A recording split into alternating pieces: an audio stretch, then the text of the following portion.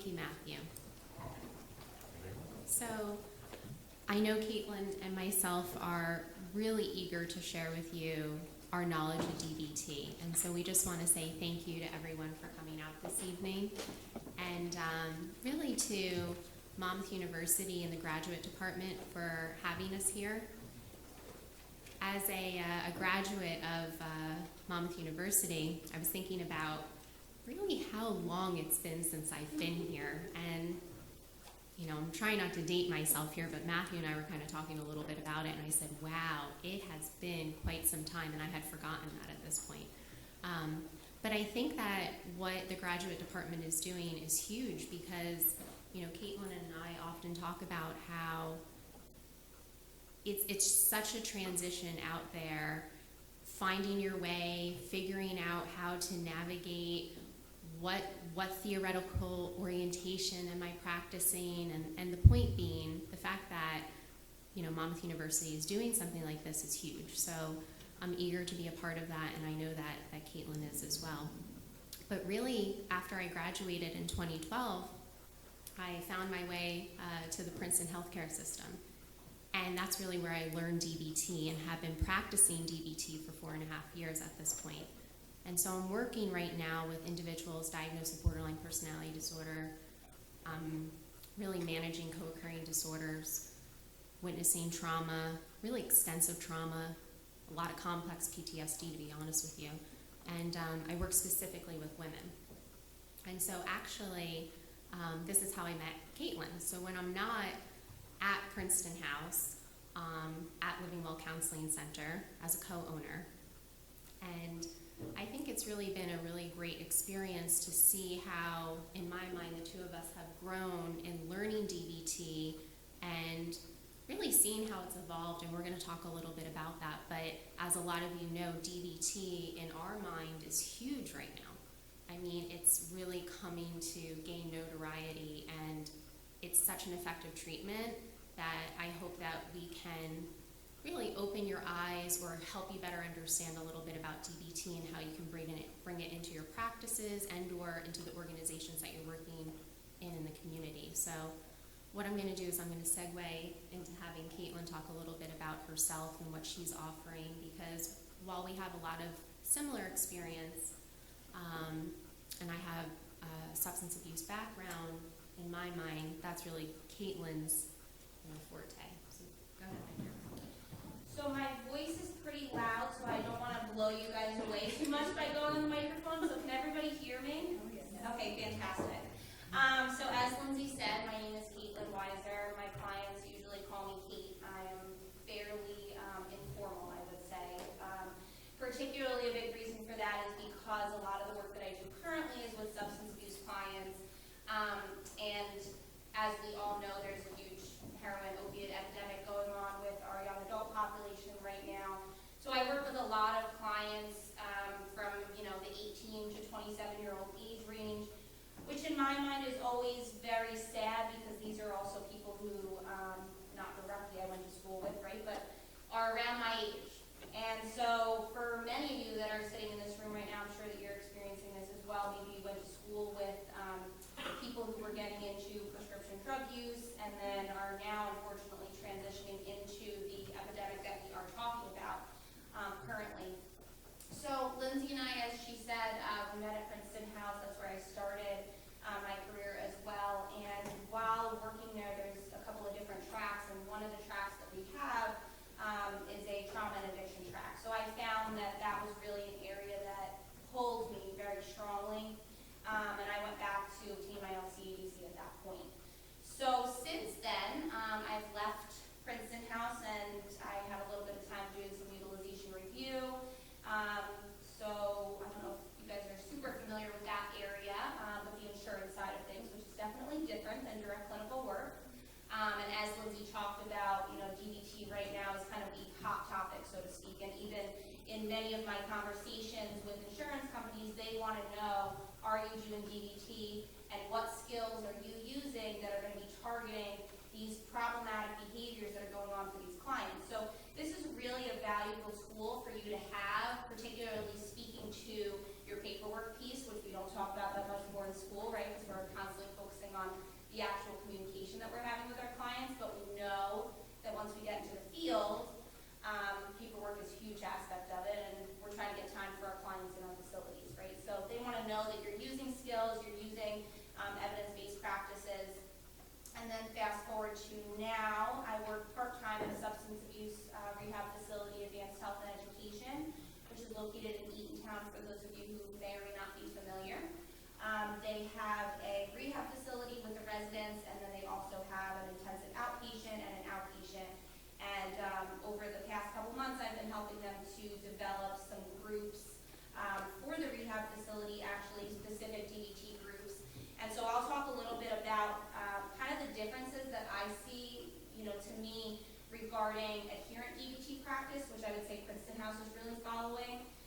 as opposed to maybe some of your agencies are looking to just add a DBT skills group, right? So we can talk about what does that look like to add a skills group in that may not be an adherent structured group, but may be, you know, a little bit more outside the box.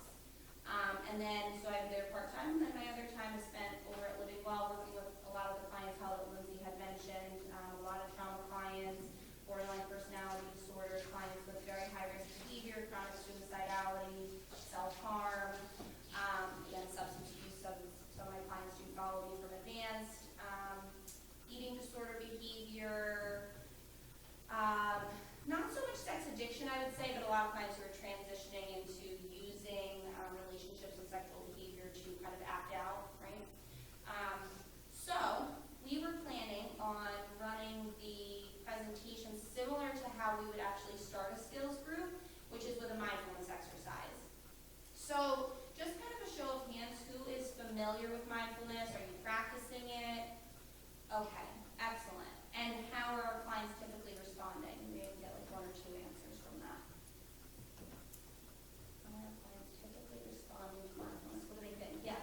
I have a lot of adolescents, females, and they respond really well to it. I do in-home, so I try and use them like in their environment too, and they seem to really like it. Fantastic. Anybody else? Any struggles that we might be having with it? Okay. Sometimes I find that people may not believe in it right away. You know, they say, what is this? You know, it's like mumbo jumbo. Yes.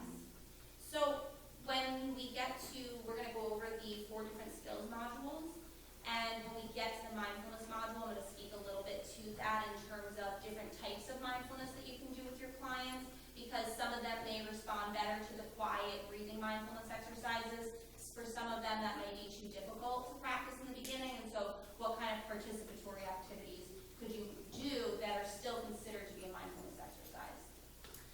So everyone has a Hershey kiss, right? So we're just going to take maybe about 1 to 2 minutes, and I'm just going to ask you to engage in some observation of your 5 senses with the Hershey kiss. So again, I'm just going to give you about a minute or 2. So I want you to focus on, what does it smell like? What does it taste like?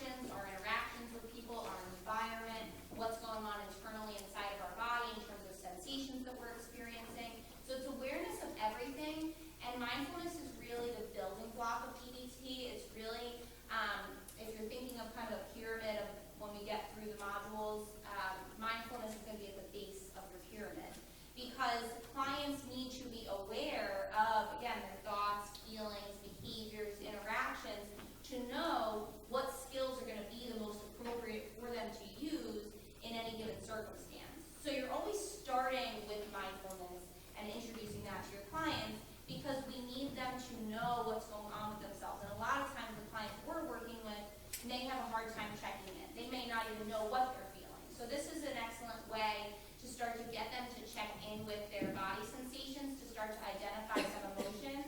If you have those clients who are saying, you know, I'm not really feeling anything, this may be a good place to start. So I'm going to hand it over to Lindsey, and we're going to kind of flip-flop back and forth with the information we're going to provide. Thank you. So just by a show of hands, I'm just curious, how many people are implementing DBT skills into the community organizations, or private practice at this point in time? So a couple of you. That's great. And so it's certainly, I'd love to hear from you guys in a little bit about, you know, certainly questions that you have or what your experience has been like in implementing some of these skills. And so for those of you that have heard of DBT, DBT stands for Dialectical Behavioral Therapy, and it was developed in the 1980s by Marsha Linehan. And some of you might know that Marsha herself has struggled with a mood disorder and really behaviors herself. And so it's really, in my mind, remarkable that someone who here herself is struggling with her own dysregulation and can develop something that has been shown to be so effective. And DBT is an evidence-based practice, and really what that demonstrates is that there's empirical research that backs the benefits to DBT. And so just going back a moment, DBT was developed in 1980, and it really was developed to help chronically suicidal patients that we see revolving in and out of the hospitals. Maybe in the past they were at a state hospital, and now we're really trying to get them back into the community. But so DBT was developed for patients struggling with SI and self-harm behaviors. And self-harm behaviors of burning, cutting, really any means of inflicting pain on oneself to regulate themselves. And so over the past several years, DBT has become, as we know, really this treatment to help individuals with some of these behaviors that they're struggling with. And so as Katelin was saying, mindfulness is a really great way for us to get connected, not only to ourselves as therapists so we can better support our clients, but to really help our clients gain awareness as to some of these things that are going on for themselves. And so Marsha really pulled from Eastern philosophies and brought in mindfulness and has tied it into DBT.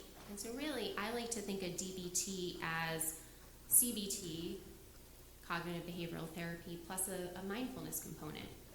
And so again, we're going to talk a lot about mindfulness throughout the course of the presentation. So when we look at, pardon me, it would be helpful if I use this. For some of you who do know me that are here this evening, and Katelin certainly knows this, I am not a tech person, so bear with me. I'm probably not the typical person my age. I'm with you on that. Thank you, Matthew. Actually, I do know that now because the way you were showing me how to use the microphone and such, but thank you for that. So again, DBT is an evidence-based practice. And really, the research demonstrates that if I can help support my clients in better understanding more about themselves through a structured theoretical orientation, again, we're going to talk a little bit more about that. The research says, hey, We can keep patients out of the hospital. We can keep them in treatment longer. We can decrease not only anxiety and depression, but we can decrease suicidal thoughts, suicidal intent. Again, when there's intent, there's a plan. So DBT can decrease that, and we can really start to decrease self-harm behaviors, as I said, eating disorder behaviors, substance abuse, and a lot of these things, which again are keeping our patients revolving in and out of the hospital. So something else that the research demonstrates is that we can decrease impulsivity as well. And one thing that I know Katelin and I often talk about is the strong therapeutic alliance that is formed in DBT. And so the evidence supports the benefit to this strong therapeutic relationship. And so something to keep in mind is that really the prevalence of BPD in our mental health settings in the community is really around 11 to 19% of the clients that we're seeing. So in my mind, that's a pretty good percentage. And it really speaks to, I mean, I'm curious in a lot of ways if that percentage is even higher, and maybe we're not really aware of that. And I think that, again, knowing more about DBT and bringing it to clinicians, fellow clinicians in the community is such an important part of this training and just really our education. So something to just kind of keep on the radar, but keeping that stat in the forefront of your mind because we're helping these individuals that really need support and help. So the research has also shown that 97% of individuals with borderline personality disorder receive outpatient treatment. 72% of those individuals with borderline personality disorder have been hospitalized at some point. And keeping in mind when you compare DBT to traditional modalities, the change is not as great.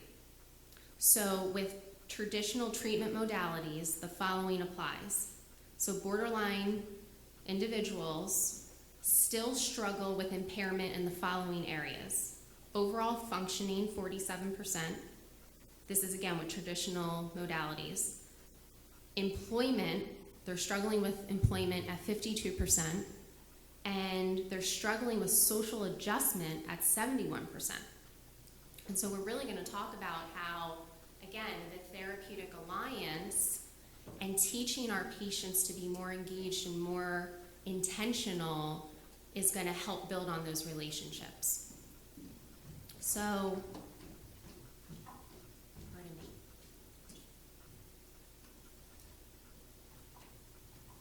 So the other thing, if I didn't note, is that DBT also supports in increasing self-esteem. And it really helps with, again, like I said, social adjustment. So if we can build on self-worth and we can build on our clients strengthening their core values, we're going to, again, keep these clients safe and living lives that are really something to be worth living. And so when we look at treatment underpinnings, this evening specifically, we're just going to be focusing on pre-treatment in stage 1. But when we look at pre-treatment, this is really kind of what Katelin was speaking to a few moments ago about getting some buy-in from the client. And so if that buy-in speaks to teaching them about mindfulness and getting them to have a better understanding of it, then we're going to do that. So really in pre-treatment, we're trying to gain commitment, similar to MI and other theoretical orientations. But really with pre-treatment, we're orienting the client to, very similarly to what I just did, telling you about DBT, who developed it, what are the strengths, what are the benefits, and really why this individual needs DBT. So we might also teach them a little bit about something called a diary card. Is anyone using a diary card, by the way? I'm seeing some head nods. Awesome. Do you find it helpful with your clients? They fill it out. Yeah, but it is helpful. I mean, a lot of them are resistant to it, but it is helpful. Okay. So by the way, and this is a great example, and I appreciate you sharing that, when a client is not consistent in filling out the diary card, where do you think they're at, by the way? Are they in pre-treatment or stage 1? Well, maybe you don't know because I didn't fully explain it. The point being, they're in pre-treatment at that point. So we're trying to get them to understand, okay, so you've been using these behaviors for a period of time. They obviously have benefited you in some way. And okay, so it's starting to impact your life. What are those consequences, and how's it impeding on work function, home function? The point being, we want to help get those clients committed. So we're orienting them to the diary card. Maybe we're talking to them about phone coaching. Phone coaching is a piece that actually at Princeton House, we are offering phone coaching Monday through Friday to our clients, but some clinicians that are in private practice like ourselves, we're offering phone coaching to our clients. And I'll talk a little bit more about that, but the phone coaching piece is something we're orienting the clients to as well. And again, we want to know why they're coming into treatment. We want to be able to identify goals for those clients, because throughout the entire structure of DBT, we're tying in the goals. We're trying to keep them committed. We're trying to remind them of why they came in and why they're trying to do things differently. I can't even tell you how many times clients come in and they are defeated and they have no faith in the system. And they're trying to figure out, like, what can I do differently? I am like at my last straw. And they're coming in with such high expectations that DBT is going to support them. And in fact, I know it supports them. I've seen it. And it is such a beautiful process, an amazing process to be a part of. And I know that that's something that Katelin and I often talk about. But the point being, we really need to help them understand. And I'm stressing this because pre-treatment, I mean, it's certainly different per setting. But I mean, it could take 10 sessions. It could take 15 sessions. I mean, the truth being, we really need the client committed. And this is one thing that DBT speaks to. And this is, again, this therapeutic alliance. When we look at DBT, the client can't fail. It's the clinician that's failing. So if we can't get them to buy in, what are we doing that's ineffective? Or maybe we're doing things that are effectively, but how can we shift our thinking, which I'll talk a little bit more about. But the point is, with pre-treatment, we're really enhancing motivation. So once, in fact, the client is committed, they then are considered in stage 1 treatment. And in stage 1 treatment, we're able to start targeting those life-threatening behaviors. And the life-threatening behaviors are suicidal ideation, self-harm, and really, in a lot of ways, anything done from a place of acting without thinking or caring about the consequences of your actions. So we want to address those life-threatening behaviors because, like we tell our clients, if you're not here, we can't help you. So another thing we're targeting in stage 1 is therapy interfering behaviors. Not filling out the diary card, therapy interfering behavior. You've committed to me to do that diary card. If you are not filling that out, guess what? We're not looking at the life-threatening behaviors. We're going back to pre-treatment. We need to recommit you in the sense that we need you to buy into what we're doing. And commitment strategies is a whole other topic in itself, and we're not going to get to that this evening, but we really want to, again, make sure that they're ready. And so when a client finally commits to changing their life and changing these behaviors and doing things differently, we then can start to do something called behavior chain analysis, if anyone's attempted that. And really what behavior chain analysis is doing is it's really, one, it's intentional, and I like to think of behavior chain analysis as you're looking at what's going on almost under a microscope. So you're breaking down the process of what led up to that behavior very closely. And so then it helps not only the therapist understand where this client's at, but it helps the client understand what led up to those behaviors and how they can, through our assistance, change those behaviors so they can get to this life worth living place. The other thing that I just want to say before I move forward is we talk about in pre-treatment a life worth living. And this is so important because a life worth living goal speaks to both a short-term goal and a long-term goal. And again, this is something that gets interwoven throughout the entire course of treatment. So if they come in and they're saying, I had a really difficult week, I just don't know I don't know if I can do this anymore, Lindsay. And I'm gonna bring it back to this life worth living goal. And I'm going to, with intention, recommit them each time and help them understand, hey, you're coming into treatment not only for you, primarily for you, but you know what, you have a family, you have 2 children, you have a job that you love, you're reminding them of their goals. So I just want to stress the importance of that as well. And Katelin's going to talk a little bit more about what the interventions are and the DBT skills training piece and so forth. Something else I just want to add is when we look at stage 1, really what we're providing is individual therapy, skills coaching, phone coaching, and for some of our clients, and actually the research demonstrates this as well, that when clients are attending a skills group, this is what keeps them out of the hospital too. So keeping all these things in mind. And I'm gonna hand it over here to my partner. Any questions so far, by the way?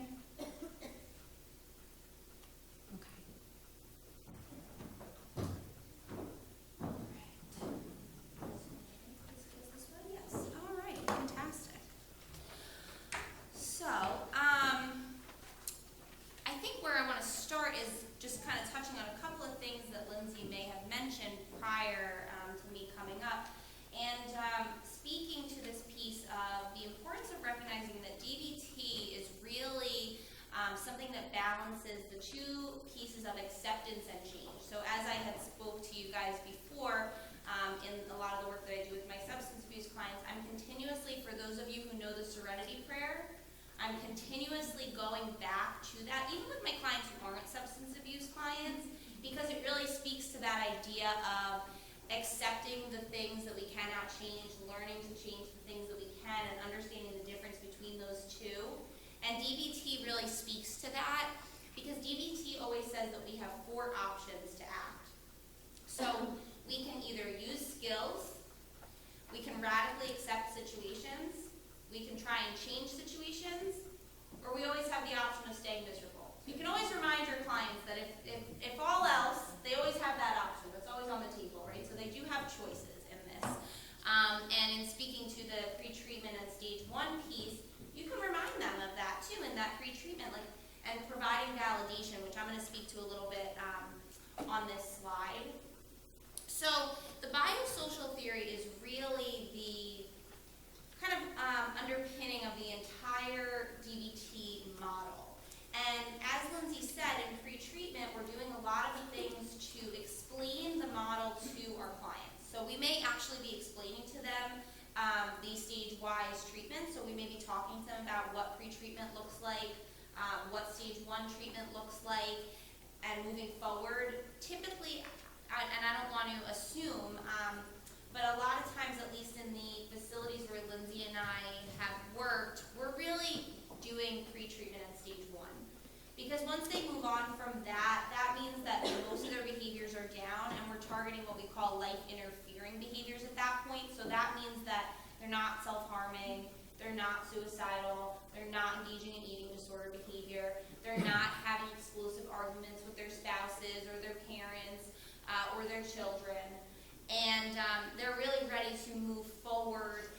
target some of the other issues, maybe like stress with their job, right? More of that treatment as usual kind of therapeutic interventions.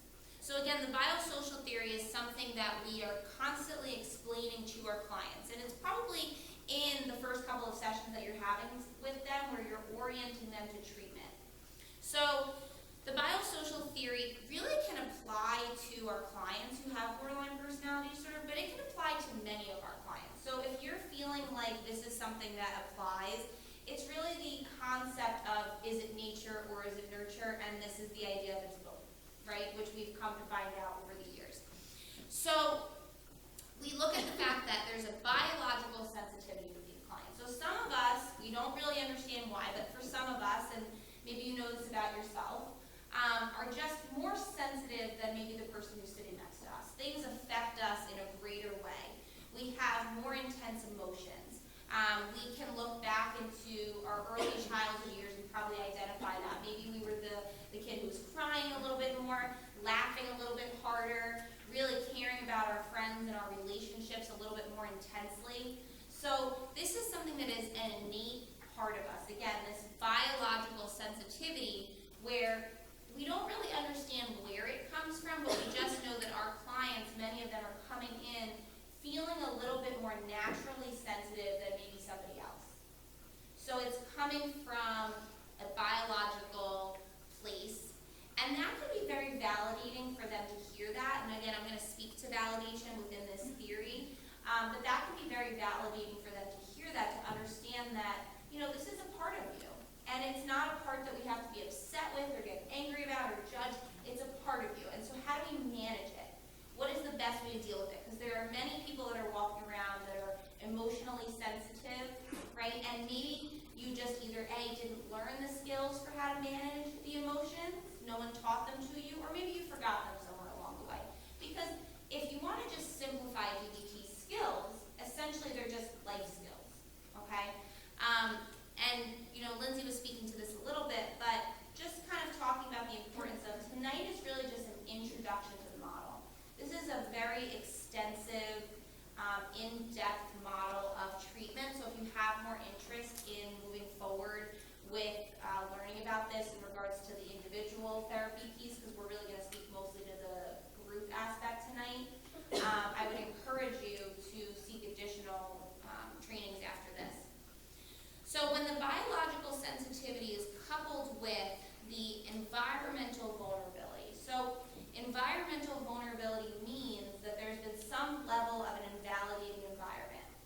And that can be on a very wide spectrum. So for some of our clients, that means a history of various types of abuse, either emotional, sexual, or physical. So that would be one type of invalidation.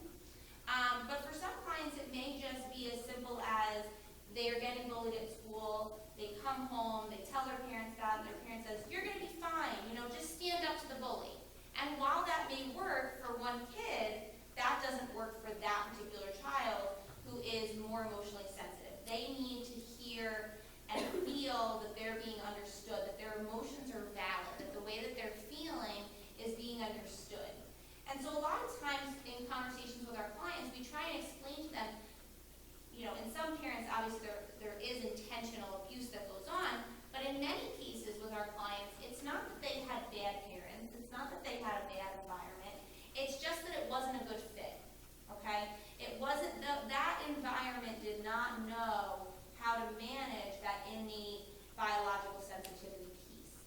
And so when those two things are coupled together, what happens is it creates this, what we call perfect storm of emotional dysregulation.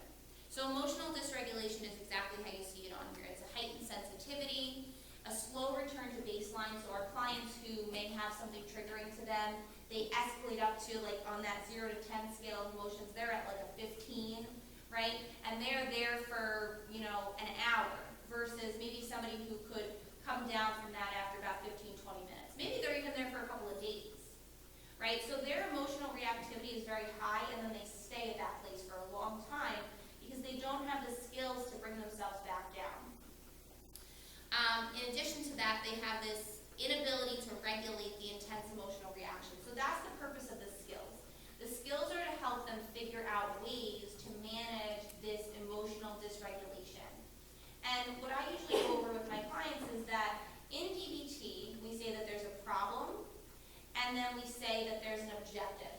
okay? So the problem is emotions. Not that we have them, but that we experience them either too high or not enough. So yes, we do have our clients, by the way, who are emotionally reactive, but we also then have our clients who, as I said before, may not feel anything. So they vacillate back and forth between what we call hyper-arousal, right, which is our fight or flight mode, and hypo-arousal, which is our freeze or submit mode. And again, they're going back and forth between those two places, having a hard time getting into what we call our window of tolerance, where we can think and feel at the same time. So the objective in DBT is to teach them how to regulate those emotions, how to get into that window of tolerance, or how to increase the window, how to make it a little bit bigger so that, you know, they're still experiencing the emotions, right? They're not going anywhere, but they're finding a way of managing them a little bit differently. And we have found through, you know, Lindsey spoke to the research, we found through research that the more that our clients are practicing these skills, they're retraining their brain, and they're making new connections and new pathways to where eventually these skills start to just kind of become second nature. They don't have to think about them as much. Because the thing that happens when we are all emotionally dysregulated, whether we have BPD or not, is that part of our brain that's responsible for thinking, that frontal lobe part of our brain, it shuts down, and whatever emotion we're experiencing is in the room. And that's where we're at that point in time. So what we're trying to teach our clients is a way to figure out how to come back into the room, come back into their body, come back online, and realize that they went somewhere else for a minute. That was not them, but that they need to recognize strategies of how to ground, use mindfulness, engage in stop skills, which I'm going to talk about a little bit later, to bring themselves back. So with that being said, I am going to hand it back over to Lindsey to talk about what we call our dialectical dilemmas.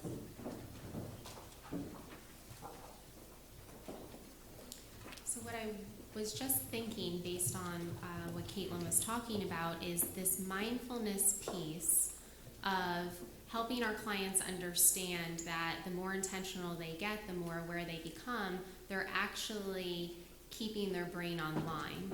And that piece that Katelin was just speaking to, that's an added piece that might be really beneficial to talk to our clients about in pre-treatment.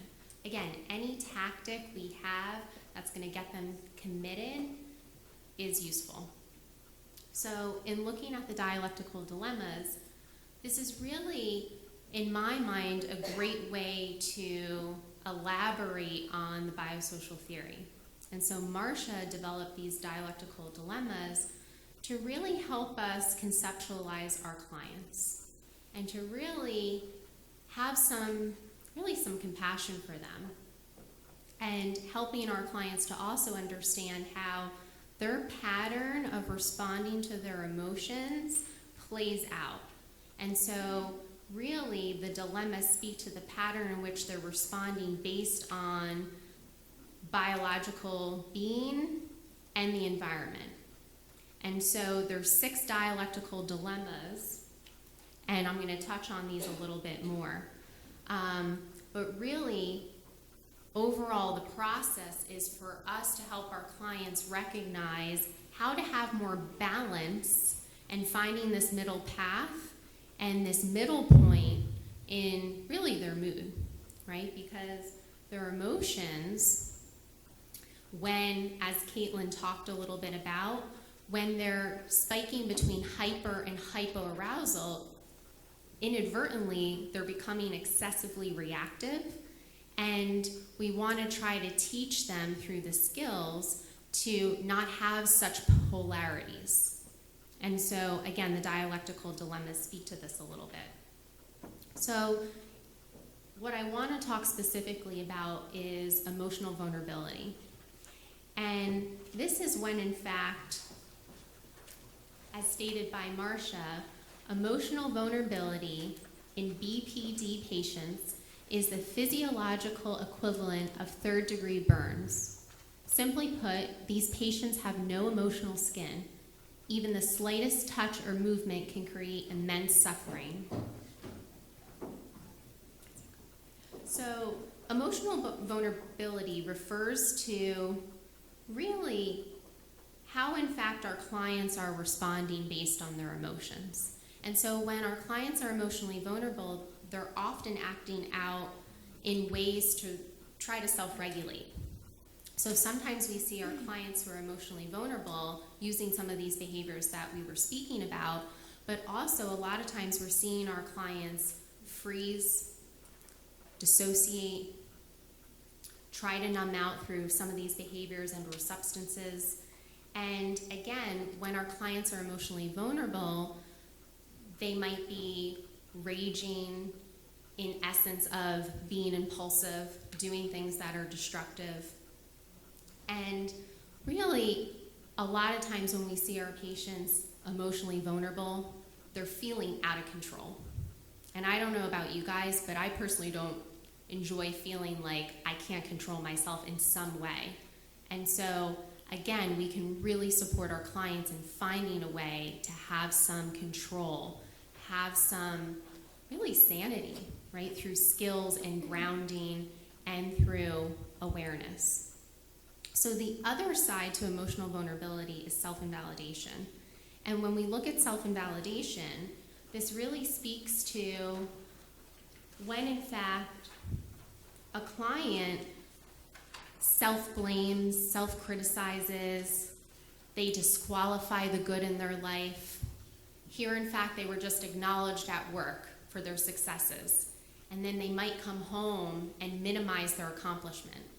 And so self-invalidation really speaks to the pattern in which the client is responding to emotional discomfort, and because they're having a hard time sitting with those emotions, they disqualify the positive to kind of push it away.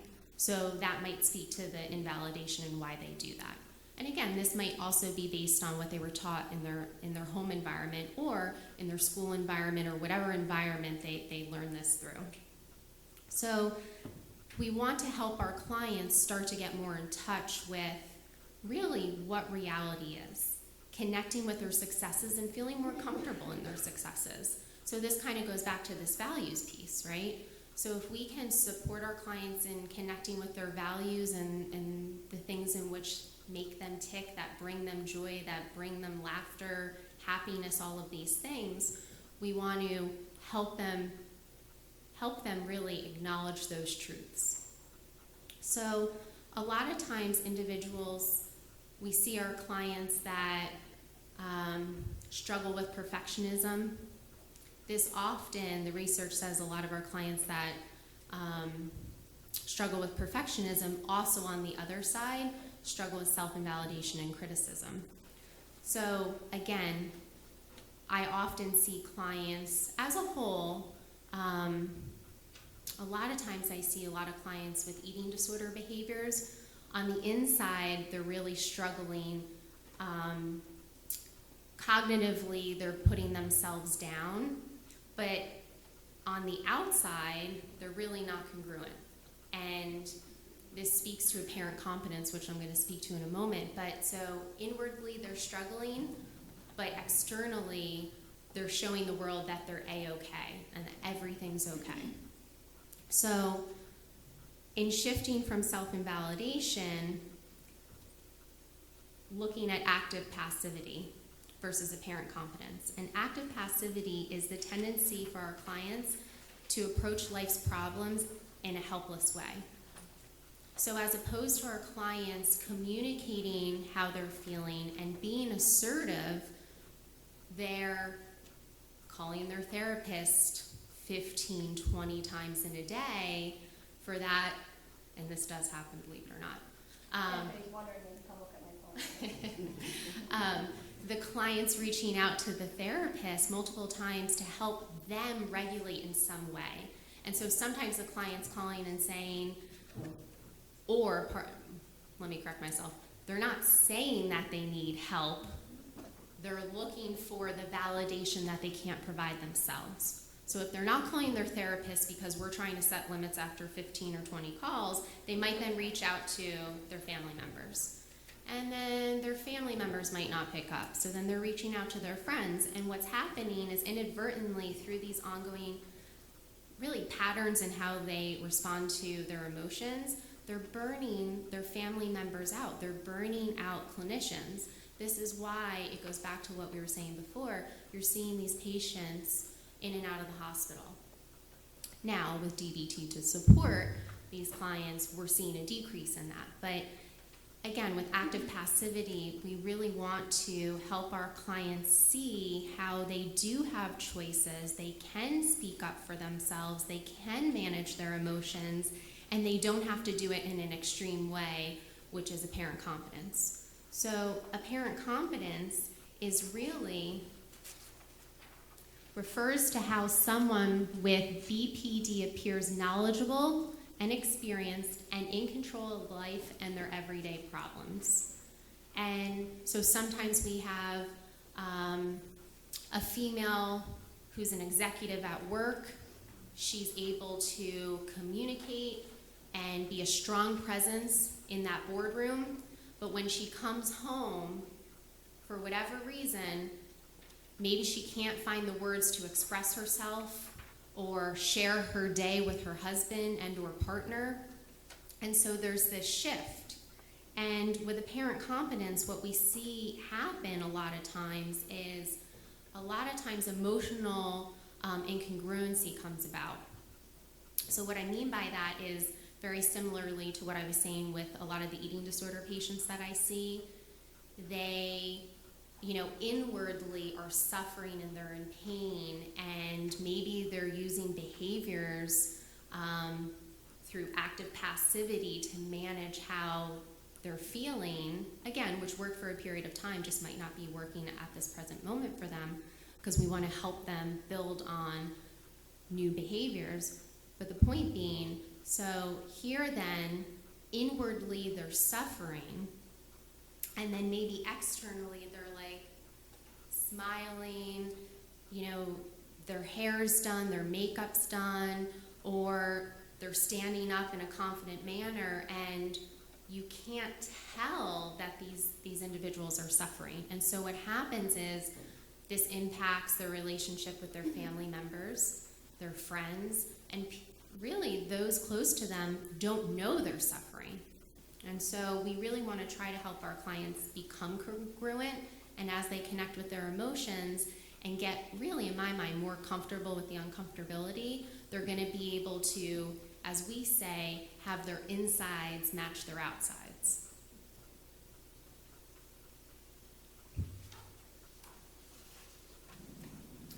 So in looking at unrelenting crises, this is really where, in fact, our clients under extreme emotional distress, really in my mind, pull at anything and everything to be able to manage the emotions that they're experiencing. And so what happens though is this leads to exhaustion for them. But so I can't tell you how many clients that we see in our outpatient DBT group and we run an outpatient DBT group that runs for 12 weeks, weekly for an hour and 15 minutes. I have seen multiple clients each week have unrelenting crises. We had one client, 1 week, she got pulled over. This is the God honest truth. The following week, her tire blew. The following week, she had to bring her dog to the dog hospital. The list goes on and on and on. And the point being is because it is so painful for them to really connect with maybe the good in their life, because they haven't been exposed to that or they're not used to it at this point, they're attaching to all of these things that they know. And so it's stirring the pot even more so, which then continues to create, as we're talking about, dysregulation. And so this really speaks to unrelenting crises.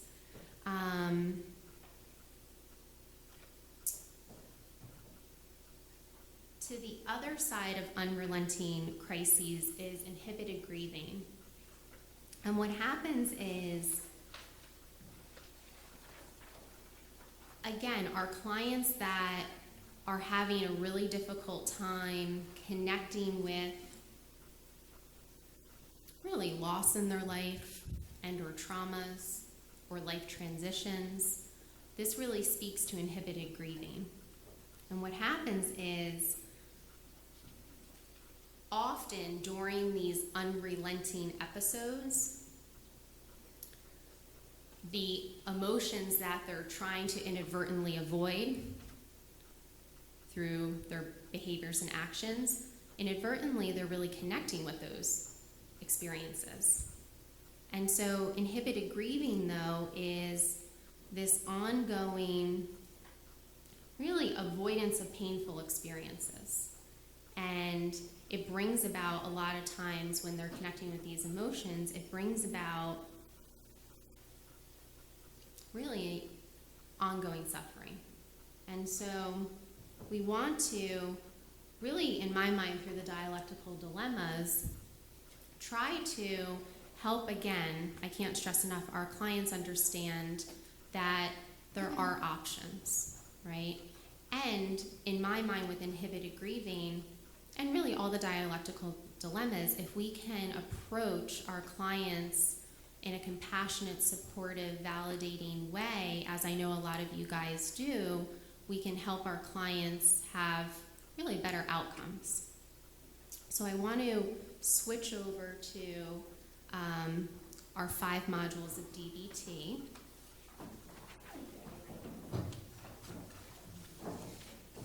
So I just wanted to speak to that client that Lindsey was talking about as well, the one in our DBT group. The list does go on. Then the boyfriend broke up with her, then she lost her job, then what else happened? She needed to get a note from the psychiatrist to talk about how she needed to be on emergency leave. Then she was having issues with mom, and then the next week she came in and dad wasn't willing to pay for treatment. So it was like every week there was another thing.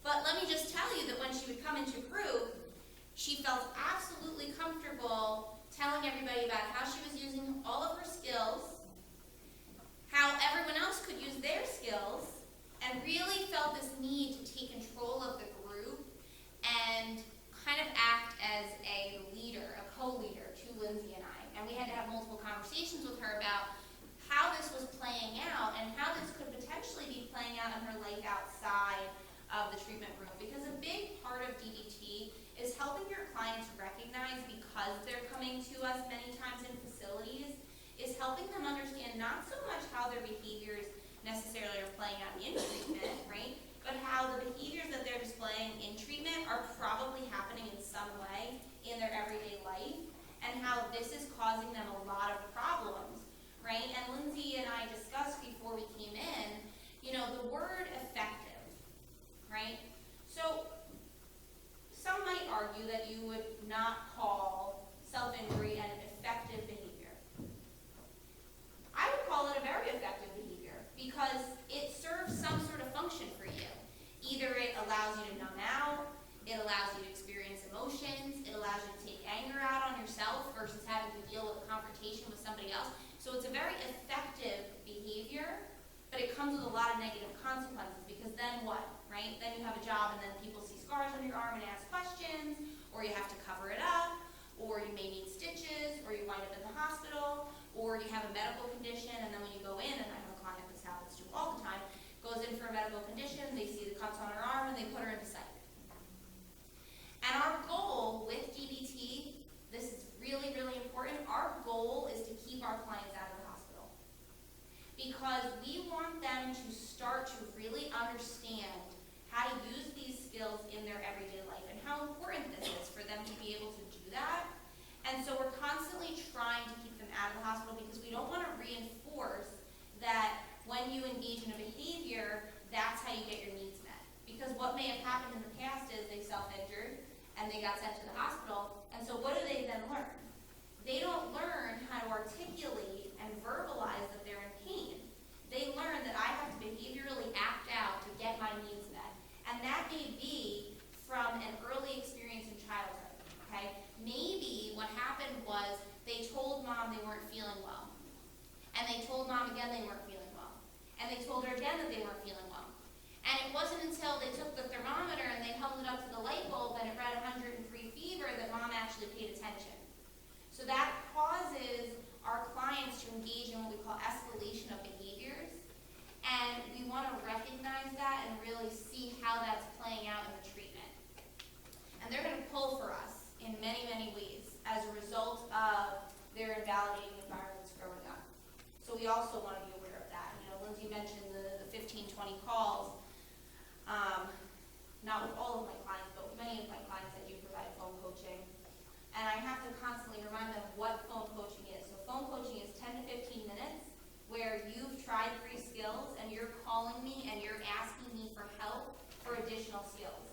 It's not an additional therapy session for 45 minutes over the phone. It's not you texting me to tell me about how you had a bad day at work. While I feel for all of those things, part of DBT is also helping your client learn what we call containment. Because what's going on for them is if you think of a box and you think of your client inside of that box, their emotions are constantly oozing out of the box.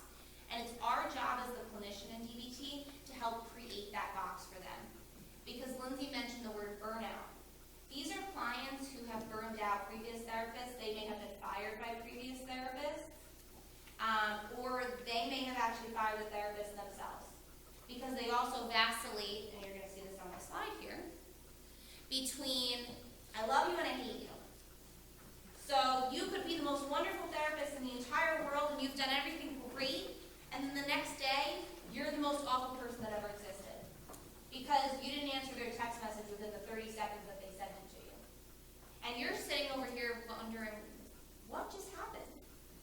I have no idea what's going on. So this is what goes on. It comes out in behaviors. I can't stress that enough, that with our clients who are experiencing these highly intense emotions, it's coming out in behaviors. They're not able to verbalize it, and our goal in DBT is to help them learn how to communicate effectively. That's one of the #1 things I'm constantly talking to clients about. I don't need you to cut up your arm for you to show me that you're not doing well, that you're in pain. I know you're not doing well, you're in pain, and I'm here to support you and guide you, but I need you to tell me that that's what's going on with you. I can't have you showing me, okay? So we want to stress that constantly. We are there with our client. We are a support. We are their backbone. We are the person whispering in their ear when they're struggling. You can do this. We're cheerleading them on. That's the powerful part of DBT. You are right there. You are hands-on with these clients. So dialectics, that first word dialectical from Dialectical Behavioral Therapy, right? Sometimes we don't even know what that word means. I have clients all the time, dialectical, what is that? What is that? So I usually tell my clients that I think about dialectics in 3 different ways. So the first way is that 2 things can be opposite and they can be true at the same time. So we can walk into the room here, and I give this example constantly. We can walk into the room here and one person can say, you know, it's really hot in here. And one person can say, it's cold in here. Well, the fact of the matter is that we're both right and wrong because really it's just a matter of opinion. Now, sometimes we have to go over with our clients the difference between fact, judgment, and opinion, right? So a judgment is when we state something that is our opinion and we state it as fact, but it's not an actual fact. An opinion is when I take ownership of my own thought, and a fact is something that can be proven. So if I walk in here and I say, for example, that there's a slide about dialectics up here, that's a fact, right? Because anybody else could come in and they could say the same thing. Now, if we walked in and we said, I think it's cold in here, or I think it's hot in here, that's an opinion. But when we just say, it's cold in here, well, that's not a fact, that's a judgment, so someone else could argue that. So, again, we're explaining to them that we can have multiple perceptions, and we can be right and wrong. And this walking the middle path is used a lot with adolescent clientele. So for those of you who are working with adolescents, there's a whole separate area of DBT regarding walking the middle path if you're interested in that and looking into that a little bit further. Then the second way I describe dialectics to them is that there can be a gray area that can exist between those 2 opposites. So that same example, right, some third person could walk in and say, you know what, I think it's temperate in here, right? Or if you think about like when your television gets fuzzy and you go close up to it and you see little white dots and little black dots, but as you go further away it looks gray, right? So that's kind of what you're thinking about when you're saying 2 opposites opposites can come together and create a gray area. And there's a skill that we're going to go over very briefly called wise mind that brings together two opposites into what we call our wise mind. And we're trying to get our clients to get into that place. The third way that we can think about it is that we can ask ourselves, what's being left out? So there's another skill called the model of emotions, where we look at an event and we try and have our clients come up with various interpretations of that event. So a lot of times I'll go over with them, someone's walking down the sidewalk and they fall down. So why did they fall down? There may have been a crack in the sidewalk, maybe they were on their phone, maybe they weren't wearing their glasses, maybe they were texting, maybe they were on crutches, maybe they were busy talking to the person who was standing next to them. But it's helpful for them to understand that sometimes what goes on is we get stuck in tunnel vision regarding our interpretations of events, particularly our clients experiencing highly intense emotions, get very stuck in that tunnel vision, and I'm going to speak to cognitive distortions in a minute. But they get very stuck in this one-track way of thinking, and what's happening is that their past is showing up in their present. So, for example, maybe their significant other says that they're going to call at 5 o'clock and then they don't call. And maybe your client has had an experience in the past where they've been cheated on by their significant other. So immediately, their thought when that significant other doesn't call is, they're cheating on me. So then what happens? Then they become hurt and anxious and fearful, and now they're angry. So now when their significant other calls, they're already screaming at them on the phone, but they don't actually know what happened yet. That's their old stuff showing up in the present. So that's their old stuff becoming their truth, right? So it may not be fact-based, which is why we're always asking our clients to check the facts, because it could just be that their significant other got stuck at work and wasn't able to call. So we're trying to always get them to look at, that may be your judgment or your interpretation based off your past experiences, but you need to look at what's actually going on right now. So we want to ask our clients that question, like, what are we missing? Lindsey talks a lot about the kernel of truth in things, right? So she'll say that to clients quite often regarding, I can see the kernel of truth in what you're saying, but the entire thing may not be, the most accurate statement. But I can see where you're coming from, and that's where you can provide the validation that your clients need. I can see where you're coming from, or, that makes sense that you would feel that way based off of X, Y, and Z, your past experience of being in this past relationship. Because you don't want to immediately, and again, this is the difference between DBT and CBT, is CBT is very change strategies, right? And again, DBT is acceptance and change. So really where that comes in is your validation strategy. So you're providing validation to your clients before you're giving them the constructive criticism that you're giving them. So you may again say something like, I can see how you would feel that way based off of this past relationship that you were in, and it makes sense that you would get really angry.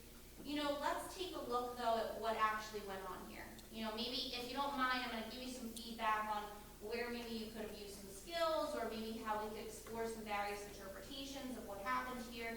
And then what you're doing is you're disarming your client. Because what's happening for them is they're operating from a place of threat and fear, and you want to understand that that's where they're coming from. They're on guard before they even come in. It's not what you're doing, that's just their past experience coming into the room. And when you can recognize that and see that, sometimes, particularly at Princeton House, you can feel it. Your clients who have borderline personality disorder, you're going to feel it when they walk into the room with you. And sometimes what I would do is the entire initial assessment, just validate. I'm not giving you any feedback because I want to get you on my side first, so that when I do give you constructive criticism, you know it's coming from a place of I care about you, not that I just want to put you down, because that's what they're used to. So you want your clients to trust you. You want them to really feel like you're their support, you're on their side, so that again, when you give them criticism, they understand why you're giving it to them. And they feel like, okay, you're telling me this because you care, you want me to do better, not because you just want to put me down and judge me and criticize. So, that brings us to our base module, right?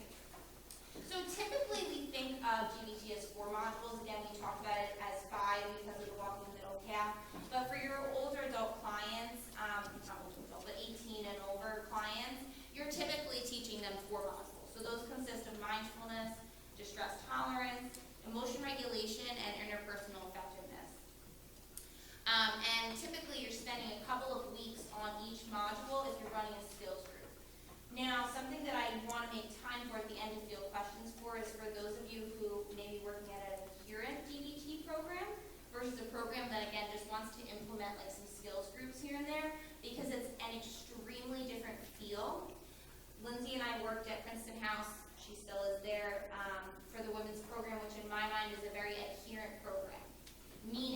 that they have a skills group, they have individual DBT counseling.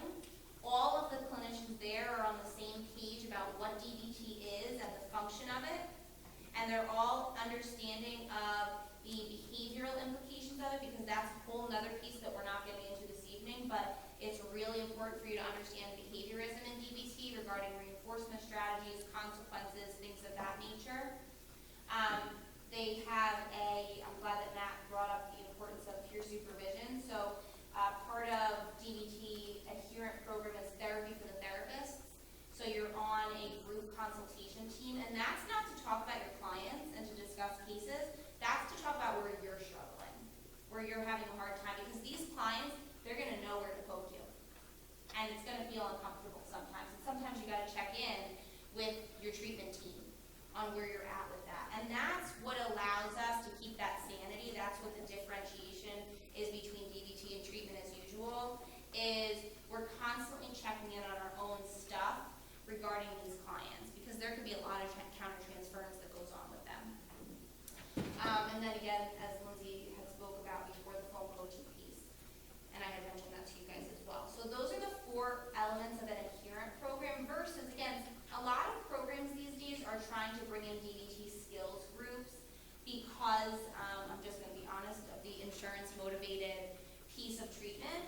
And insurance companies are looking for that. They want to know that you're giving them some sort of concrete intervention, which is DBT.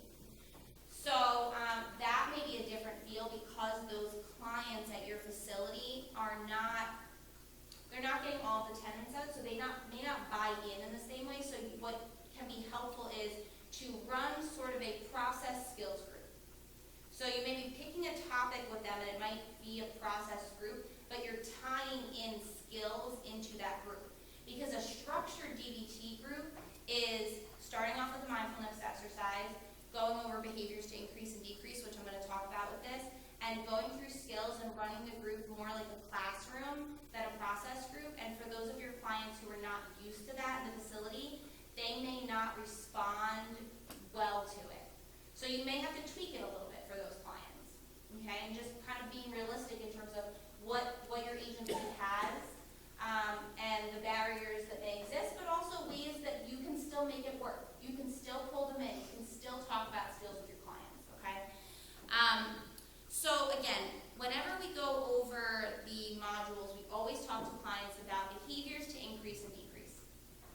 So if you think about that emotional scale, again, on a scale of 0 to 10, anywhere from about a 7 or an 8 to a 10, Lindsey usually says a 6, so you want to check in with your clients and see where they're at, we would call our red zone. So again, that's where we are in a highly emotional state, and we are reacting based off of our emotions. We're not thinking in that moment. So when we are in our red zone, we're using 2 modules, mindfulness and distress tolerance. And it makes sense when you think about it, right? Because our interpersonal effectiveness module, which is all about communication, probably not going to be the most effective having a conversation with somebody if I'm at a 10 for anger and I'm in my red zone, right? I'm probably going to wind up screaming and yelling at you, and that's probably not going to be effective. So I may need to use some mindfulness or distress tolerance to do what we call turn the volume down of our emotion before I then go in and have a conversation with you about where I'm at. So then when we go down into our lower emotional zone, where we're still kind of charged, but we're not outside of our body, we're using emotion regulation and interpersonal effectiveness. So again, you always want your client to be checking in with themselves regarding where they're at to know which skills are going to be most appropriate for them in any given moment. And just an FYI, our mindfulness and distress tolerance skills are considered our accept skills, and our other 2 modules are considered our change skills. And that's because we need to accept where we're at before we can work on changing it. So with mindfulness, whenever we are increasing mindfulness, what we're doing is we're trying to decrease clients' cognitive distortions. So cognitive distortions, we learn this in counseling school or social worker school for me. We have our black and white thinking, catastrophizing, fortune telling, minimizing, all or nothing thinking. And what we're trying to do is, we're not judging, we're not getting angry, we're not getting frustrated with our clients. We're helping them to have a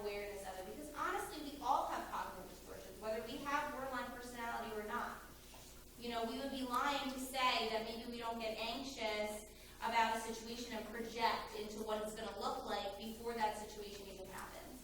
So it's just having awareness of where your brain is going. It's having awareness of the fact that you are projecting and trying to bring yourself back to the present moment to recognize that you don't necessarily have any control over what's going to happen in tomorrow, in that morning meeting that you're about to walk into. And maybe you need to recognize that right now you're laying in bed and that's the only thing that you have control over. So in mindfulness, we have a couple of different modules. We have skills. We have our what skills, our how skills, and then we have wise mind. So our what skills are comprised of observe, describe, and participate. Our how skills are comprised of non-judgmentally, one mindfully, and effectively. And I wish I had time to go into all of these skills for you guys, but again, we spend weeks going over these skills with our clients, so I would have you here forever if I did that, but I just want to give you a general overview. And then we have wise mind, which I just want to speak to that a little bit. So what we say typically is we have emotion mind and we have logic mind. So we all have a right brain and a left brain, right? Our right brain is responsible for our emotions. Our left brain is responsible for our logic. And sometimes we can get stuck in one or the other. And what we're trying to have our clients do is bring the emotion and the logic together to come to a place of wise mind. We usually say that's your little voice that's speaking to you that either you may not be listening to or maybe you hear it and it's screaming and you're ignoring it for some particular reason. So you want to help your clients start to become aware of that. When they're having gut reactions about things, they need to listen to that. Because part of what we're also teaching them is that we have emotions for a reason. They either communicate things to us, they communicate things to other people, or they motivate us or others for action. So we want to help them understand that these emotions are serving a purpose and to not judge the fact that they're having them. So that's our mindfulness. Oh, and also confusion about self. A lot of our clients with borderline personality disorder have a hard time knowing who they are. Marcia Linehan gives this example of they may not even know whether their favorite flavor of ice cream is chocolate or vanilla. So mindfulness is helping them to check in on a consistent basis of where they're at. And that may even be helping them to understand, the dialectical dilemmas that Lindsey was bringing up. I spoke with a client recently about the fact that she is so hard on herself, and so she seeks this validation from her external environment, but seeks it in very negative ways. So I told her I wanted to check in with her. I wanted her to check in with herself, be aware of when that's coming up, and on a daily basis, give herself 3 validations and write them down for herself. It's kind of like a gratitude list that you've probably given to your clients before, and what we know is the more that we do that, the more that, again, it changes our brain chemistry. So kind of thinking outside the box. How can you make the skills, correct for the clientele that you're working with? What is it that they need? You got to know your client for DBT. So our next module, distress tolerance, which we spend a lot of time on with our clients because, again, in the beginning, they are highly emotionally reactive, and this is going to be our module that works on that. So when we are increasing distress tolerance, we're working on decreasing impulsivity. Impulsivity is acting without thought, which I had spoke to before, right? So that's all of the behaviors that Lindsey has been mentioning. Our self-injury, our substance abuse, our eating disorder behaviors, emotional outbursts, suicidal gestures. This is why, though, it's so important to know whether your client is in pre-treatment or stage 1. Because can we really call a behavior impulsive if you haven't decided that you're going to give it up? If you said, I'm not really ready to stop using marijuana on a daily basis, is it then impulsive? Probably not, right? Because you haven't decided that it's something you need to let go of. Impulsivity is when I've made a commitment that I'm not smoking pot anymore, right? I've made a commitment that that is not something that I'm going to do, but then something happens, I get triggered at work and I go home and I wind up smoking. That's impulsivity. That's acting without thinking because I've made a true commitment to stop the behavior. Lindsey was speaking a little bit to behavior chains. We don't touch behavior chains on the behavior until the client has committed to stopping the behavior. Because if we do it preemptively, we're working backwards. Why am I going to target a behavior that you haven't decided that you want to work on? Now, this can be difficult sometimes in your treatment facilities, right? Because you want your clients to be abstinent, they're not supposed to be engaging in self-injury, they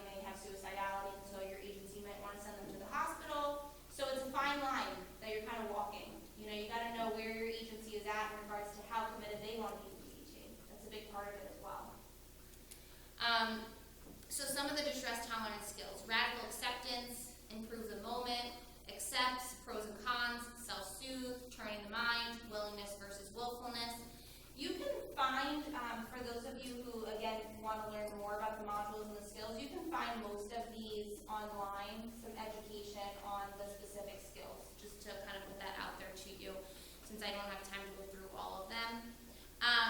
But one of the ones that we talk about constantly is radical acceptance. So again, accepting the things that I cannot change. There are many things in life that we don't like, we are not happy about, all of us in this room included. And sometimes we have to get to a place of, Lindsey and I think we've started to, at least I have, and I think she's adopted it as well, called it radical acknowledgement. Because sometimes the word acceptance is really hard for our clients. And it's not that we're asking you to be okay with it. It's actually the opposite. We're saying that you're not okay with it, you don't like it, and it's not okay, but that it is what it is. But you also, again, you want to help them differentiate. Is this a situation that they do have control over, that they can change? Or is it something where, again, that's the statement for radical acceptance, it is what it is. And how can you help them understand that in a validating and supportive way? So that would be our distress tolerance module. Then we have emotion regulation. So again, this is a module that we're going to be using when we're not in our red zone. So if your clients are in the red zone, they're in mindfulness and distress tolerance. They're not in this module. We all got that, right? So emotion regulation. Because sometimes we have clients where they'll come in, they'll present homework to Lindsey and I on emotion regulation, and afterward, Lindsey and I will kind of look at each other, and then it's usually Lindsey goes, I just kind of want to check in with you. Where were you at emotionally when you did this homework? You know, where were you at on that scale? Oh, I was pretty emotionally charged. Okay, so maybe this is, we really, really appreciate and love and respect the fact that you did a homework, because that's excellent and that shows your commitment to DBT. But maybe next time it would be more appropriate to do a distress tolerance or a mindfulness homework. So you want to help them understand that there's going to be specific skills to help them with specific behaviors and emotions. And you're going to find that out when they're doing homeworks for you. And when you're doing behavior change as well. So, emotion regulation. The parts of emotion regulation, the skills are the model of emotions, opposite to emotion action, building a life worth living, which Lindsey had spoke to before, the ABC please skill, and riding the wave. And what we're doing is we're trying to decrease labile emotions. So those are our ups and downs of emotions. That's our emotional dysregulation. Difficulty regulating emotions, vacillating between the hyper and hypoarousal that I spoke to before. And the model of emotions is what I had spoke to you about previously regarding looking at different interpretations of one specific event.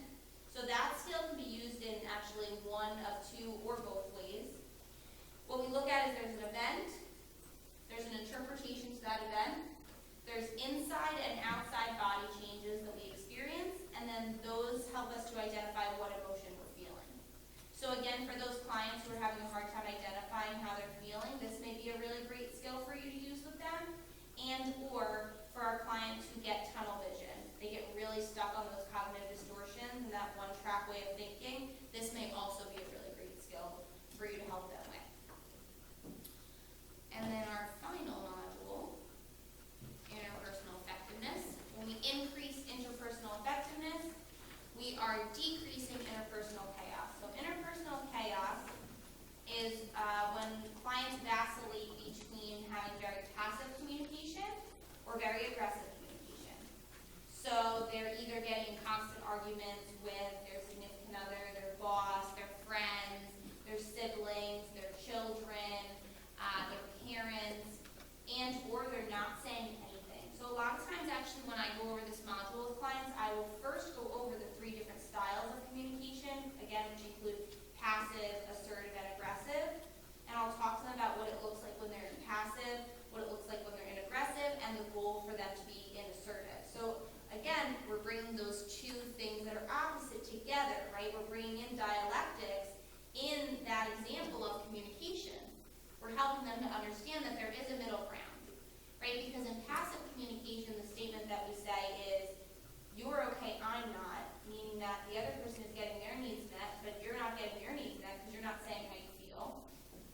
In aggressive communication, the statement is, I'm okay, you're not, which is I'm getting my needs met because I'm telling you how I feel, but I'm not leaving space or openness for you to respond. And then in assertive communication, it's I'm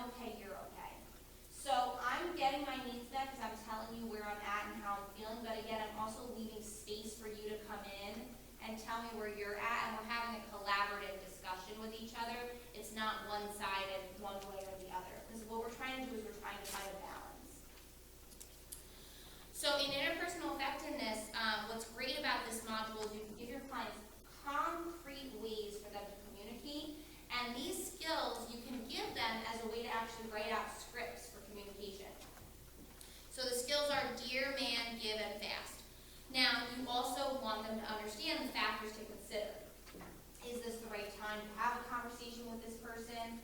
Do you have enough skills to manage your emotion? What's your relationship with the person? Are you having it through texting or over the phone? Probably best to do it in person if it's an emotionally charged conversation.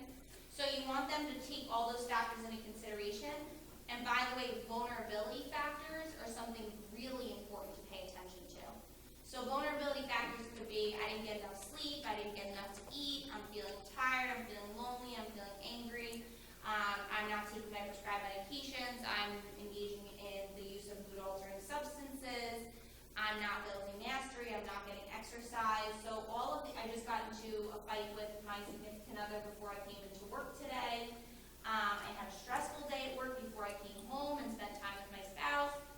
So all of these things are vulnerability factors that we want our clients to be aware of when they're looking at what skills to use. And in interpersonal chaos, what's happening with our clients is, again, they're engaging in passive or aggressive communication. And sadly, a lot of times what happens is that our clients are cutting off relationships prematurely. So they're not telling people how they're feeling, and then they're just walking away. And the other person is left wondering what happened, and they don't understand. And this can happen with your clients, with you, by the way, in your therapy practice, where all of a sudden, you just stop hearing from them because they weren't communicating to you what was going on. So it's also important to check in with them and to let them know this piece. My goal is for you to learn how to communicate with me. I'm not a mind reader. I don't know if you're upset with me about something. I don't know if something's going on outside of this room that you're not telling me. So I'm going to be extremely, extremely honest with you in our communication with each other, and I need you to try as hard as you can to be honest with me back. Now, obviously that's difficult. I many times have that conversation with most of my substance abuse clients. But to be honest, they actually respond really well because, again, what I say first is I'm going to be really honest with you, and then I also follow it up by saying, listen, if you have a relapse or if you engage in a behavior that you're trying to stop engaging in, I'm not going to be mad at you, I'm not going to be upset, I'm not going to judge you, nothing bad's going to happen, there's no extreme consequence that's going to go on. It's just food for us to figure out what happened and how do we prevent that from happening again, or how do we work on what skills could be helpful for you to implement to mitigate the prevalence of the behavior occurring. So you always want your clients to be working on that communication piece. I can't stress that enough, that they're acting out in behaviors and they need to talk about what's going on with you. And the more open and honest you can be with them, the more open and honest they're going to feel being with you. So again, it's a very collaborative process. So that is actually our last slide. So these are our references. And I think Lindsey and I just wanted to give an opportunity for some questions. If you don't have questions, that's okay. We can also talk about some scenarios that have come up for us. But what kind of questions do you have, either regarding the presentation or questions about situations? How can we manage things better with the clients? What's going on for you?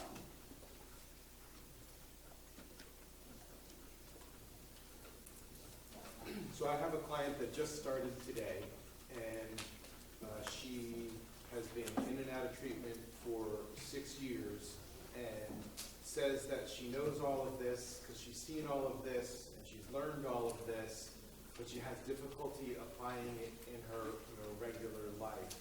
And when you talk about like pre-treatment and first stage, even though she's had a lot of treatment, she's presenting as pre-treatment because of the lack of commitment. So where do I go from there? So how familiar are you with things like motivational interviewing, solution-focused therapy? Yeah. That's where I would say you're probably going to be starting with her. I mean, I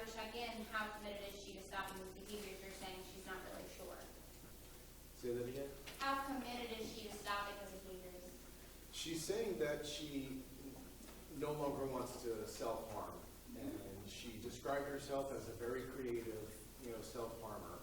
So there's some obvious ways that she is self-harmed and ways that haven't been obvious yet, with the clothing that she was wearing. But her words today were, I want to stop that. So, Did she say why? no. I would start there. Okay.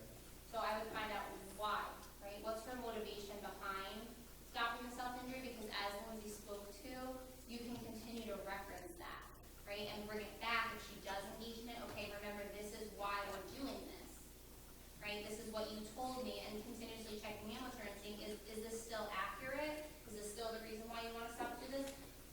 Do you feel like, you're not ready at this point?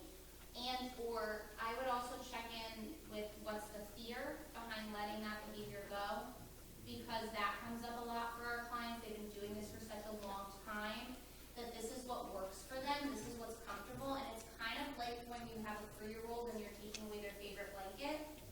That's what's going on. So they want to hold on to that blanket for dear life, and it's really scary for them to let go of that. So you want to kind of identify what is the fear for her in letting go of that, and then also when you're working on those commitment strategies, trying to identify, let her know that whenever we take something away, we always need to replace it with something else. So we're taking a behavior away, but we're replacing it with skills. And I like to say this to my clients, I don't know if Lindsay does, but because I work with substance abuse clients, I will often say to them, I'm going to be really honest with you. None of the skills that I'm going to give you are going to make you feel as good as the drugs that you were doing. They're just not. But I can also promise you that they're going to come with a lot less negative consequences. You won't have probation on your back anymore. You won't be getting DUIs. You won't be having mom call you every 5 seconds wondering where you are if you're in a ditch somewhere, right? So there are benefits to you using these skills. And over time, when you give yourself some reinforcement for using these skills, it will feel good because you'll feel a sense of accomplishment, and that will be very powerful for you because you'll feel like you're in control of your life again. Thank you. I just want to add this one piece. I think that I'm hearing a lot of, and we don't use this term in DBT, resistance, because it sounds critical and judgmental. But what I'm hearing is a lot of ambivalence and concern about changing her patterns and her behaviors. And a lot of times in my experience, and Katelin and I have talked about this, when we can get a client to acknowledge that a part of them doesn't want to change and a part of them really sees the benefit in changing, it actually creates a little movement for them. And when we validate, as Katelin just gave in her example, like, hey, listen, the drugs are going to be way better than the skills, we can kind of build on that relationship a little bit.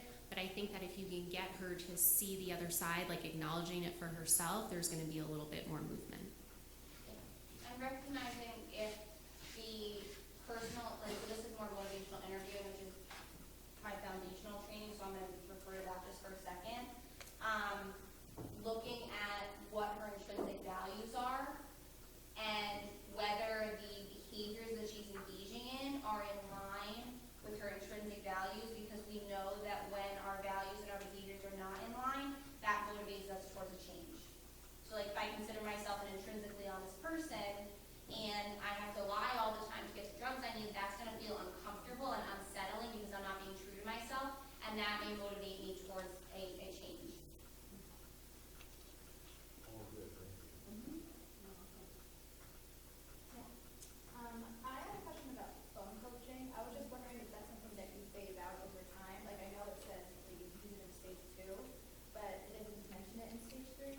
So I was just wondering sort of the process of that, or is it something that you just continue on through the end? I think it's honestly really about where the client's at. I mean, in our experience, as they get healthier and they're learning to cope in different ways and they're using the skills and they're using phone coaching in an effective way, we see a decrease in phone coaching. But I think that at any life transition or there's a moment of vulnerability, certainly there's going to be maybe a call. But in our experience, they're definitely calling less. And that's the goal, because we're teaching them then to manage on their own. And I think another piece to that, by the way, is that you can encourage them, if they have people in their life, supports in their life, to talk to them about the skills that they're using, right? And that can be a really great reinforcement strategy in their environment. So, hey, to their significant other, right? Hey, husband of mine, I'm really having a hard time when I come home at the end of a really long work day and I'm stressed out. I'm recognizing that I'm lashing out at you, right? And I need you to give me a signal to maybe use what we call the stop skill of distress tolerance. So maybe I just need you to go, right? Maybe that's not the best one, but whatever it is, right? You're helping, yeah. What, middle finger would be better? Yeah, that would be good. So we're trying to get our environment to understand that we're trying to use these skills and trying to have them reinforce it for us. So again, maybe they're giving us a signal, or maybe we're having a conversation with them about it, or maybe they're even connecting with like some sort of network, like the Mental Health Alliance or NAMI. So maybe they're connecting with other people in the community that they can call and reach out to. Because you also want them to understand that, yes, we care about you and we are your therapist and we are in this for the long haul with you. We are also your therapist at the end of the day, right? And we want you to create real relationships with people outside of the therapeutic realm. And I think that really what DBT speaks to, and we've talked a lot about the reciprocal relationship, if we're teaching them that they can trust in the relationship and that we're not going to judge them in the process amongst other things, it's going to help them build on this foundation so then they can talk to their husband in the example that Katelin gave, saying, hey, this is where I'm at, this is how I'm feeling, this is the type of support that I need. And again, that fosters independence and all these goals that we're working towards.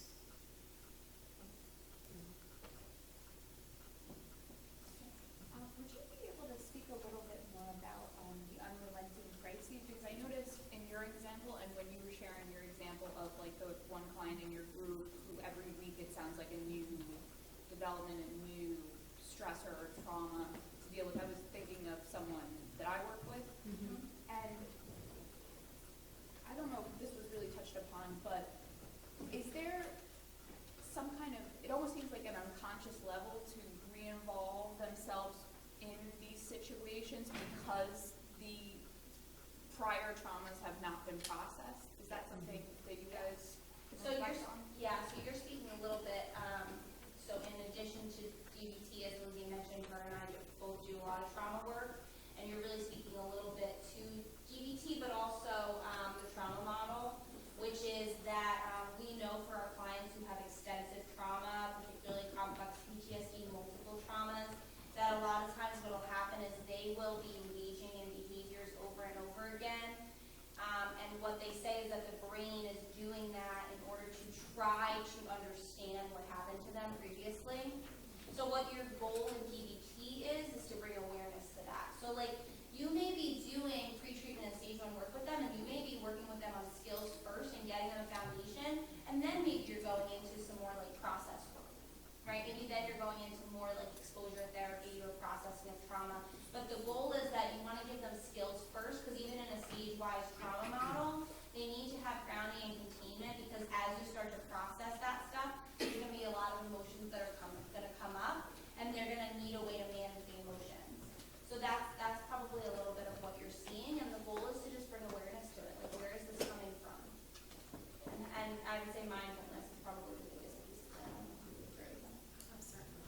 I think that the added piece that I was thinking about when you were presenting on distress tolerance skills too, is we often talk to our clients through this DBT lens about not only the benefit to mindfulness, but really you can get the brain back online through using distress tolerance skills too.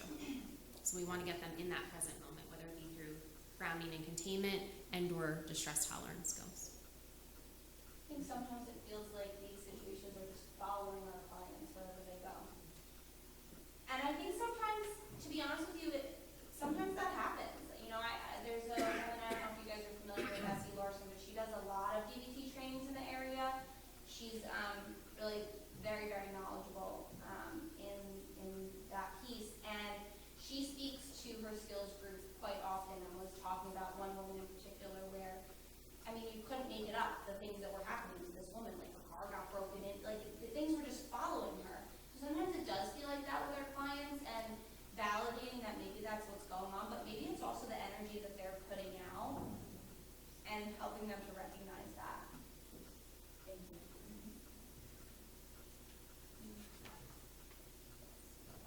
Any other questions? Just lastly, you mentioned that we could look up more about some of those skills, other than just Googling them. Do you have any reference resources or ideas of websites to get some good, accurate information from? A lot of what we talked this evening comes right from Marcia's book. We certainly recommend this. She has her skills training manual, which we reference a lot as well. Don't quote me on this. I think that there's a PDF version of her skills book online that you have access to for free. So I would check that out as well. There's so many articles out there. There are different DBT skills books by different authors. How do you feel about that? Well, what's his name? Kerner is someone who has practiced with Marcia Linehan, like side by side. So if you see stuff by her, I would say that that's very appropriate because she's, again, really studied side by side with her. DBTS is, something that's also out there for your substance abuse clients, and Walking the Middle Path. So those may be by different people than Marcia Linehan because they're kind of spin-offs, but they're still, people who have studied with her. Lindsey and I had to view a bunch of different DVDs and articles when we started Princeton House, and there were multiple people who were doing these presentations that were great. You're very welcome. Well, thank you, everyone. Such a pleasure.